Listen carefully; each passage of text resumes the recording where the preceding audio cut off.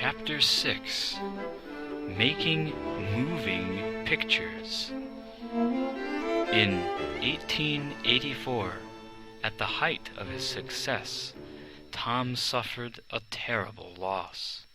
His wife, Mary, died of an illness. She was only 29 years old. Tom had his children stay in New York City. His electricity business was there. He wanted to spend as much time as possible with Marion, now 12, Thomas, now 8, and little William, who was only 5. Then, in 1885, Tom met a young woman named Mina Miller. Her family was from Ohio. Mina's father was a millionaire businessman and inventor who had developed a very successful machine for harvesting grain.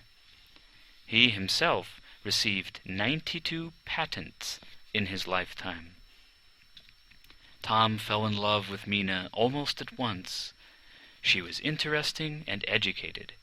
He even taught her Morse code so they could talk to each other secretly, even among friends. It is said that Tom tapped out, "Will you marry me?"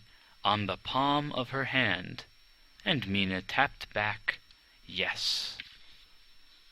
Mina and Tom were married in 1886 and moved to a grand home, Glenmont, in West Orange, New Jersey. "It is a great deal too nice for me, but it isn't half nice enough for my little wife here," Tom said. Tom and Mina were happy together. He was still at work as much as he had been when Mary was alive, but since Mina's father was also an inventor, perhaps she understood Tom's world better. Still, it wasn't so easy for 20-year-old Mina to become the young mother of 3 children. Nor was it easy for Marion, who was now 14, and had become a companion to her father.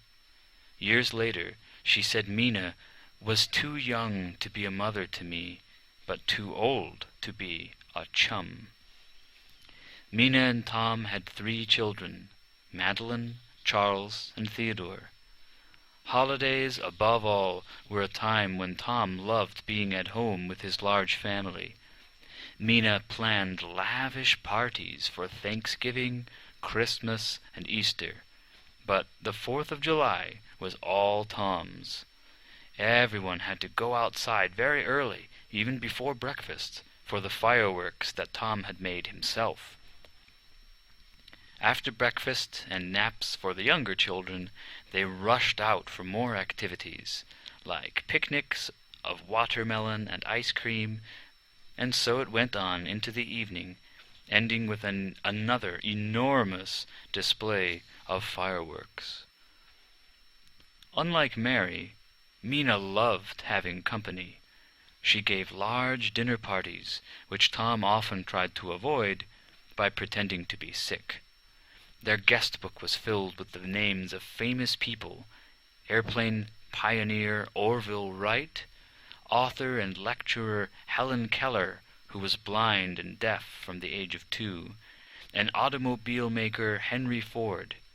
He wrote at the end of his stay, "2 of the best days I ever spent." Moving to Glenmont made Tom decide to leave his Menlo Park laboratory. He built a new laboratory complex a mile from his home in West Orange. He wanted it to be the best in the world.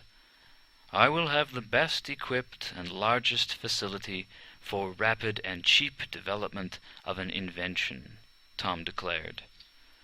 Tom had never forgotten his wish to give people what they wanted.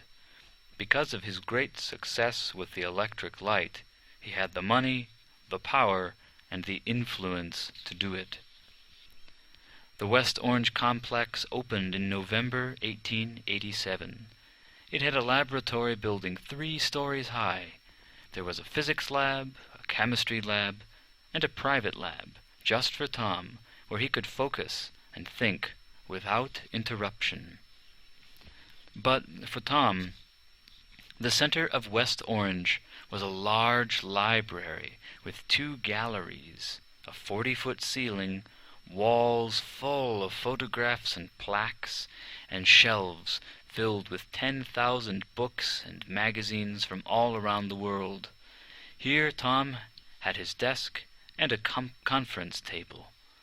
And it was here that Tom met the public, friends, investors, inventors, reporters, and editors.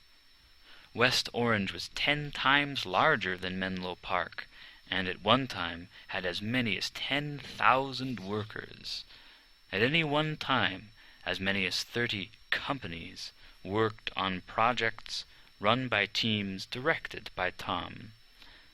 Along with new ideas, Tom never lost interest in improving his baby, the phonograph. He might wander away from it and work on other inventions, but he always came back to it. Not everything was a success. One of the things the boys talked Tom into making was a talking doll for a Boston company. A small cylinder was put inside the 2-foot-tall doll. A handle to turn the cylinder came out of her back. The talking doll worked fine in the factory, reciting poems and popular nursery rhymes, but when she reached the stores, nothing. All the thumping and bumping along the way had disturbed the mechanism. Most of the dolls never said a word.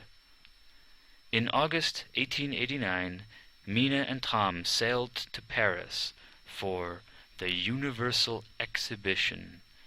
This was like a big fair for showing new products from many countries. There was a huge Edison display. His phonograph was the most popular attraction. Only the new Eiffel Tower, the highest structure in the world at that time, had more visitors.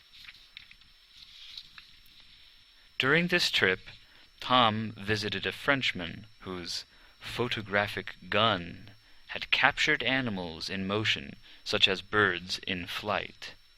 Tom was interested in moving pictures. In October 1888, he had written, "I am experimenting upon an instrument which does for the eye what the phonograph does for the ear. This apparatus I call a kinetoscope, moving view." Tom was a pioneer in developing a system for filming and showing moving pictures. His kinetograph was the camera, which took the pictures. His kinetoscope provided a way of looking at them. In 1893, the first motion picture studio in America was built at West Orange. He named it the Black Maria. About 50 feet long, the Black Maria was a weird-looking structure.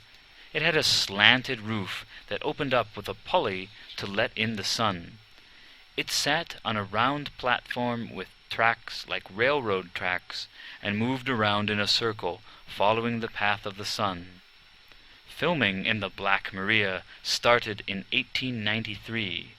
An early film showed a man sneezing, performed happily by a mechanic who worked at West Orange. The first boxing match ever filmed starred heavyweight champion gentleman Jim Corbett. Edison also filmed dance groups, acrobats, clowns, jugglers, and even the world's strongest man. When Buffalo Bill's Wild West show came to town, sharpshooter Annie Oakley was filmed there too. Most were short pieces that lasted about 20 or 30 seconds. One of the first stories filmed at West Orange was about firemen. They are woken up by a fire alarm and rush off from the firehouse to a fire. They save a baby and put out the fire. There wasn't any sound. Still, people were excited to look at it. Tom's main interest in movies was in making better equipment, like his kinetoscope and his kinetograph. But as time went on, he drifted away to work on other ideas. He was not as closely involved as he had been with the phonograph and the light bulb. He offered suggestions to his team, but he let them do a lot of the ideas and improvements without him. Eventually, he decided to get out of the movie business.